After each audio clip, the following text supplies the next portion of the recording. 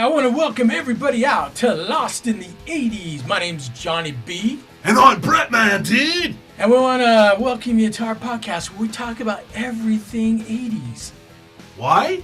Because 80's is the best. It's the greatest ever. Best decade ever. And tonight we got an extra special podcast, one of our favorites.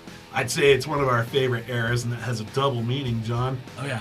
I mean, let's talk about it first. Obviously, the 80's. I mean, hey, what can we say about the 80's that we haven't already said? Probably a lot more. Probably a lot. We thought about it, but Probably a lot. I don't have that kind of time. That's right. Yeah. But the next best thing we're going to talk about is our personal favorite era of a certain band that was already big in the 80's that just got bigger when this era happened. And I'm talking about Van Halen. That's right. And nothing against the stuff with David Lee Roth, all great and wonderful. But when Sammy Hagar joined Van Halen, it was magic. It was. And we're talking today about their very first album together with Sammy Hagar, 5150. That's right. And we'll just start out with the question, and I think we both have the same answer. I mean, were you Van Hagar or were you Van Roth? Well, I got to be honest with you. The nice thing about this collaboration for me was at the time Sammy Hagar was my guy. He was my favorite rock star. That's who I listened to. I was all about I Can't Drive 55, One Way to Rock, all those songs. And so then when he joined Van Halen, who was my second favorite band, I was like, hey, cool. I have no problem with this. There's such a big debate over Roth, Hagar, Roth, Hagar, Roth, Hagar. You know what? They're both great eras of Van Halen. Both put out great eras of music. We just prefer the era with Van Hagar a little bit more. Just a little bit more. And we'll get into reasoning, I think, here a little bit. Talk a little bit more about why that is. Well, let me say one thing is that when Hagar joined Van Halen, that's when I really got into Van Halen. Not that I didn't like David Lee Roth, because I definitely got into 1984. It was a great album. It had a lot of big hits. And later, I didn't really get into Roth until after I had gotten into Van Halen through Hagar. No, I got you. Because once I got into Hagar and, 5150, OU 812, all those great albums that they put out, then I went back and I checked out, I think Van Halen 2 is one of my favorites, Women and Children First. Great albums, incredible albums, but I didn't discover them until after I got into Van Hagar. I'm honestly the same way. As nuts as I am about Van Halen, again, we're the MTV generation. Yeah. And where we both grew up in the smaller towns, we didn't have a lot of access to rock before MTV came around, really. I mean, there was some. Yeah, there was some. But without Van Halen in 1984, Jump, Panama, Hot for Teacher, I wouldn't have known who Van Halen was, to be honest. Exactly. But, and I'm the same way. And Hagar joined the band, and I just went in, all in on Van Hagar.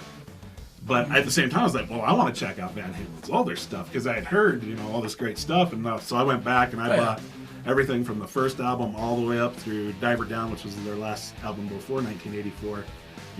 Two Women, Children First, Fair Warning, all of them. And they're all great albums. They all have great music on them. That's right. But, and fantastic. Again, nothing against David Lee Roth at all. But there was stuff about Hagar's time with Van Halen that just stood out to me a lot more. Oh, yeah. I think before we get too crazy and into, we should talk a little bit about the history of 5150 and how Hagar joining forces with Van Halen kind of came to be, because I think it's a cool story. Okay. You go back and, here it is. Van Halen just had their biggest album, 1984. Sammy Hagar was a megastar long before I Can't Drive 55, but that one, again, MTV, boom, his career just took off. So you have two parallel acts that are just peaks of the career. What more could they do to get better, right? Yeah. And so along comes David Lee Roth deciding he wants to have a solo career, so he leaves Van Halen. Van Halen's sitting there right after their most successful album going, well, shoot, we want to make another album, but we don't have a singer. So the funny story, and if you haven't heard this, you've been living under a rock, but Eddie Van Halen and Sammy Hagar both had the same mechanic. So that Ferrari that Sammy drives in the I Can't Drive 55 video, he was taking it to his mechanic, And apparently Eddie Van Halen was getting a Lamborghini worked on. And the mechanic said, "Hey, Sammy, did you know Van Halen's looking for a singer?" Sam was like, "No." He's like, "Hey, call Eddie here." And then the mechanic said, "Hey, Eddie, call Sammy. You guys got to get together. You got to do this thing." So we owe it to their mechanic to bring Van Hagar into existence. That was very fortunate. Yeah, one of the cool things I found out, of course, later after the fact, but it's a great thing, and you can go on YouTube and look this up, is before Van Halen was official with Sammy Hagar, you remember Farm Aid? Yeah. Okay, so Sammy Hagar's out there performing, and he brings out a special guest, and it's Eddie Van Halen. Mm-hmm. And what song do they perform? Rock and Roll by Led Zeppelin. Mm-hmm. And if you have not heard Eddie Van Halen and Sammy Hagar playing some Led Zeppelin, you have not lived. I mean, 3 great, amazing artists. Yeah. Or just this, and it was magic. They're playing Rock and Roll, which is just a fantastic song. Oh, yeah. And with Eddie's little guitar touch to it, it was just fantastic. So, again, that was after the fact that I had even known, before I even knew about that. But, 5150 comes out, and I was embarrassed being a Sammy Hagar fan because him being my favorite singer, I'm hearing stuff over the radio and on MTV. Mm-hmm. I'm hearing this voice that sounds familiar, but I'm not knowing the music that's playing. And and what I'm talking about, Van Halen's Dreams on MTV, they're playing it, but it says the Blue Angels as the artist. It doesn't say Van Halen Dreams. I think they fixed that later on. Yeah. And I'm talking to my best friend Brian growing up, and I was just like, are the Blue Angels musicians too? Like, wow. Damn, the singer sounds really familiar. Uh-huh. And then the same thing, like I talked about it in another podcast, like we're at the movies as teenagers would do on weekend nights because we had nothing else to do in Helena, Montana. And we're sitting at the movie theater, going to the bathroom before the movie because we got to make sure our hair looks right before, if any girls see us. And we're hearing, Why Can't This Be Love's playing on the radio. And again, it's like, who is this? This is a great song. Yeah. Don't know who it is until, I think finally one time I heard the DJ finally say, Van Halen with Sammy Hagar. And we're like, pardon my French, well, shit, we got to get on that. And so, I think Brian ended up actually getting the CD of it, and I got a cassette, of course, and just recorded it from him at first. Nice. Before nice. I got it, but man, this album had such an effect on me hearing it. From the get go. Just starting it out with the first song on it, Good Enough. Mm-hmm. And I allude to this in another podcast. Sammy Hagar going, "Hello, baby." That. Oh yeah. I was just like, "Oh, this album's gonna kick ass." Yeah.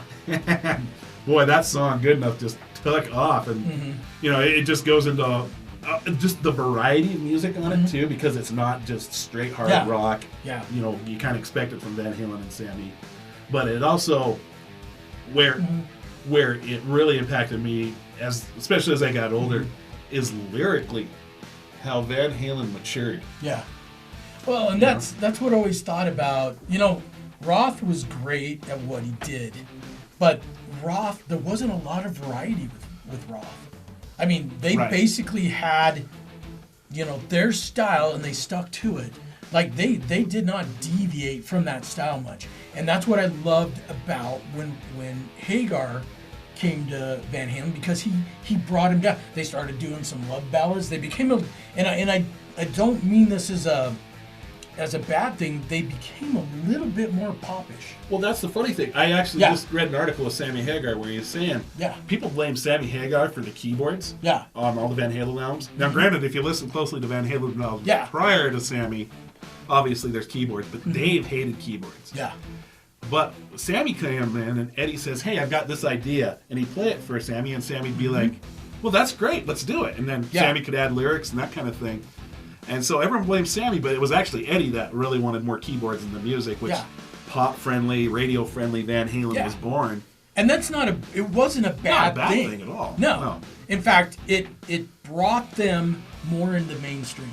Exactly. And that the music on my 2 favorite albums by far are 5150 and probably my favorite album. I like OU812 a little bit more than 5150. It's a great album too. They're like neck and neck, but I probably prefer OU812 just a little bit more. We'll do one on We'll do one OU812 812 later on. Absolutely. But they're both incredible albums. Oh man. I mean, they just rock. They rock. They rock. They have variety. Maturity. They have maturity. And, I mean, my gosh. That's right. It just the impact it had on me was just it blew me away. Not like necessarily like, oh, this is my life. Van Halen speaking to me, but listening to the difference of Roth's lyrics of got a freeway running through my bedroom or on-ramp running through my bedroom. Yeah. You know, hot shoe, burning down the avenue, versus Sammy Hagar who comes along and he's singing like, you know, baby, dry your eyes, save all the dreams you've cried. Yeah. That's what dreams are made of. Yeah. I mean, night and day as far as maturity. Well, a lot of the hits off 5150 were technically love ballads. You know, 5150 was basically ballads. Yeah. You know, dreams you kind of classify that. Up-tempo ballad. Up-tempo ballad. You know, that's about following your dreams, pursuing your dreams, but Love Walks In, why can't this be love? My gosh, and when you listen to Love Walks In, again, I want to talk about Sammy's maturity. He even said he based the lyric on something that he read, because he's a big, and this is for our paranormal side, we really need to talk to Sammy somehow, but he's a big believer in like aliens and that kind of thing. Yeah. And obviously he's had paranormal experiences as well, but he based some lyrics on Love Walks In based on a book by Ruth Montgomery. Can't remember the entire name of it, but you know, like some kind of alien, you know, Love Walks In, and he turned it into this lyric of Love Walks In, which to me is one of the most, and I like ballads, but there's something about that particular ballad that just stands out. And Eddie's awesome keyboard playing, that's great, but the way the music just blends together.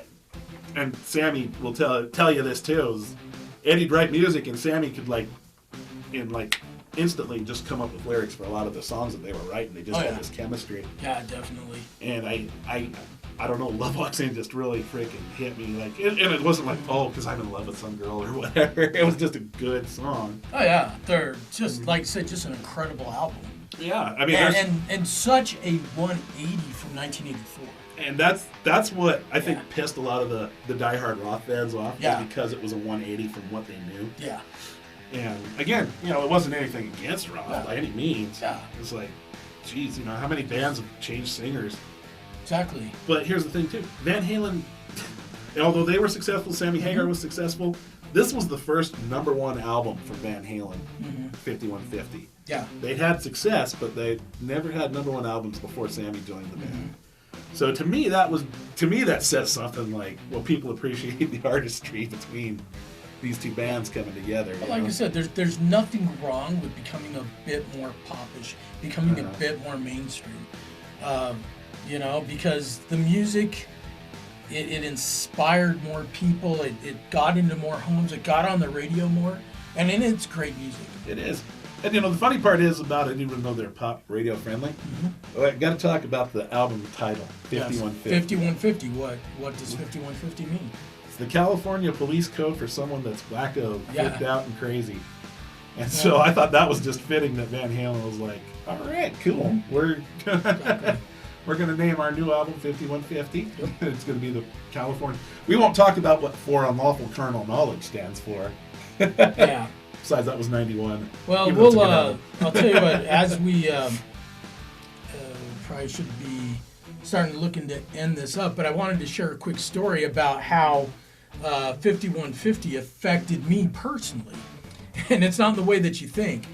So 5150 comes out, and you know, we live here in Pocatello, Idaho, and this is where Idaho State University is located, and we have a dome where we have a dome where the college plays football, and so we used to have a lot of concerts in there, a lot of big concerts, and so when 5150 comes out, Van Halen comes to Pocatello, Idaho, and they have the most raucous, crazy concert in Pocatello, Idaho history. In fact, it's so crazy. For anybody who knows what the domes like, they have all these plastic seats on all the levels. You know, they're all the plastic seats. And people broke something like a couple of thousand of them because they were going crazy they were like kicking them and going crazy. And so after the concert, there was all this damage done to the whole Torino. It was called the Mini Dome back then, I believe. But yeah, all this damage was done to the whole Torino, and that was the last concert that they allowed for many, many years in the whole Torino because of Van Halen's 5150 tour. And who says Van Halen lost its party band status after Sammy joined? That's right. Because I think, you know, we saw Van Halen live 10 years later, in 1995, on the Balance tour. Yeah. But there we were, front row and center, bucket list for both of us to be seeing Van Halen live. Yeah. And I know we're jumping ahead to another decade. This hand touched Sammy's. So did this one. Hands, though. Hands. Nothing, like high five. Yeah, high fives. But that was cool because we got to see these guys live, and even though, you know, history says now that they weren't getting along on that tour, that energy they had, it's a hell of a tour. Yeah, that energy they had together on that stage, they tore it up, dude. Like, I can see why people go crazy at a Van Halen concert. Well, I will make one comment about that. We were front and center on that concert. It was in Salt Lake City at the Delta Center at the Delta time. Delta Center at the time where the Jazz played. I remember looking at the front row, and there were hardly any girls. It was all guys. And I think that the band was kind of disappointed about that. I remember, to this day, I remember there was some lady with her little kid, like her young son. That's the kid I stole the bass pick from, and I reached up and snagged it out of the air. Some lady brought her, like, 10-year-old son. I think he really wanted to come. It's great, but I still remember that. The people next to us was a mom and her 10-year-old son. That was great, dude. There's a lot of memories we have. I know we're talking about a different, 10 years later, but it was so fun because we're walking around downtown Salt Lake City in Van Halen t-shirts. Yeah. People are asking us if we're with the band. We're like, we're the crew. We're set up told crew. Me we were roadies or something like that, right? You think you could get them to come in and do an appearance in my store? They gotta get ready for the concert, man. See what we can do. They got pictures of us in our Van Halen shirts at Temple Square. I still have my Van Halen shirt. I'm posing with Joseph and Hiram Smith with my Van Halen shirt on. Wow. Not this particular one. Wow. But yeah, I don't remember if we took pictures with the Christus statue or not. I don't remember. I digress. That was another lifetime. That was another lifetime, long time ago. But that concert will stand out for me just because even though it was 10 years after, Van Hagar begun, we got to see him front row and center. Yep. And I want to thank Michael Anthony for the beer. The beer. Michael Anthony, the bass player, gave me his beer in his solo cup, and I kept that solo cup for years and years and years. He dumped the beer out, because he didn't drink. No. But that's fine. I'm not judging him. Yeah. I didn't drink either. Like I said, another lifetime ago then. Yeah. But, then, of course, the highlight of, and we want to thank Sammy for letting us, me and you, we sang on Amsterdam. In Amsterdam. He put the mic down, and we were yeah. Yeah. So, Sammy, if you happen to ever see this. Thank you. Appreciate it. Eddie, if you happen to watch this, you're playing your guitar solo right in front of John and me, and we're doing this. We're doing you this. Just look down and smile, shake your head, and just keep going. That's right. Hey. But, they were a cool bunch of guys, man. They appreciate their fans, and They were. It was an awesome concert. One of the top I've ever been to. Oh, absolutely. I still get jazzed when I look at our pictures. We couldn't sneak cameras into the Delta Center then, but our pictures just getting ready, bowing to the sign outside the Delta Center that said Van Halen, having the security guard yell at us because we're up looking at where the tour buses are at, the backside of the Delta Center. Get off the wall! Get off the wall! Yeah. But hey, we're fans. It's what we do. That's great. So yes, in case you didn't pick up on that, we really like Van Halen with Sammy Hagar. Yes.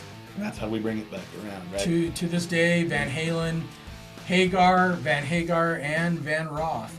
Still one of the greatest bands of the 80s, period. Timeless music regardless of what era. We'll skip over the Gary Sharon Van Halen 3 album, which is okay, but not nearly the quality of Roth and Hagar's eras of Van Halen. Oh yeah. But whether you like both singers, whether you like one singer or the other, hey, it's rock and roll. That's what unites the world, rock and roll. Exactly. Well, let's wrap it up. And Yes, sir. Just want to thank everybody for tuning in to this episode of Lost in the 80s. I'm Johnny B. And I'm Bretman. And rock out, dudes.